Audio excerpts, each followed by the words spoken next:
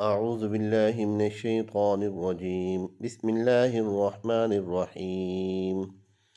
ياسين والقرآن الحكيم، إنك لمن المرسلين على صراط مستقيم، تنزيل العزيز الرحيم، لتنذر قوما ما أنذر آباؤهم فهم غافلون.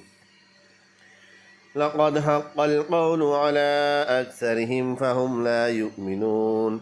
إنا جعلنا في أعناقهم أغلالا فهي إلى الأذقان فهم مقمحون. وجعلنا من بين أيديهم سدا ومن خلفهم سدا فأغشيناهم فهم لا يبصرون. وسواء عليهم أنذرتهم أم لم تنذرهم لا يؤمنون. إنما تنذر من اتبع الذكر وخشي الرحمن بالغيب، فبشره بمغفرة وأجر كريم.